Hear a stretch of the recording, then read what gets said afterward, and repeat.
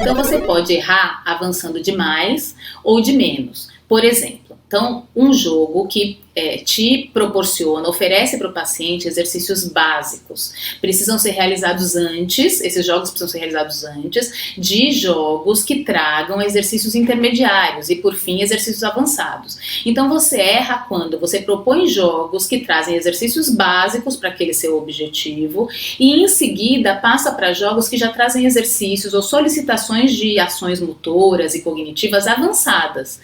Isso faz com que o paciente não tenha passado pela fase intermediária.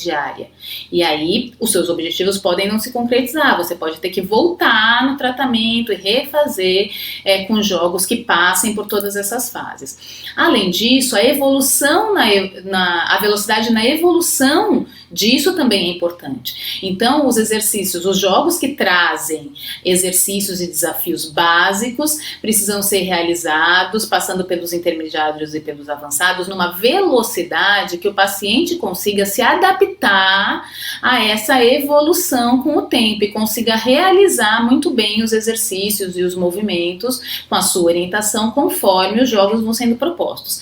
É como quando a gente realiza exercício, por exemplo, de propriocepção e passa para um próximo nível, mesmo quando o paciente ainda não está pronto.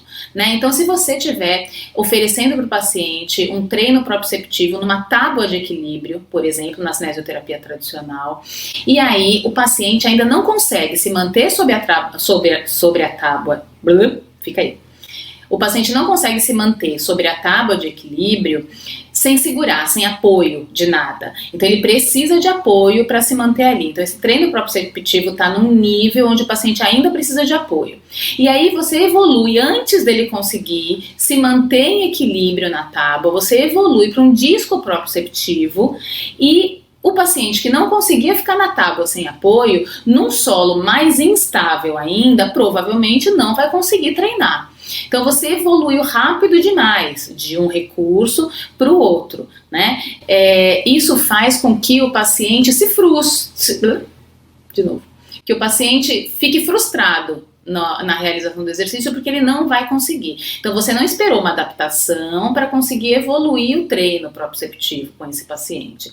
Mas é importante que esse estímulo adicional, que a gente pense no estímulo adicional, que a gente pense em exigir do paciente um pouquinho mais, e aí isso tem que ser muito bem calculado, do que ele consegue naquele momento, porque é isso que faz ele evoluir também, né? Então, quando o paciente está quase conseguindo ficar sem apoio na tábua proprioceptiva, pode ser que seja uma boa ideia na sua avaliação passá-lo para o disco proprioceptivo, né? Para que ele tenha um pouco mais de dificuldade. Quando ele retorne para a tábua, ele consiga facilmente ficar sobre a tábua sem apoio nenhum.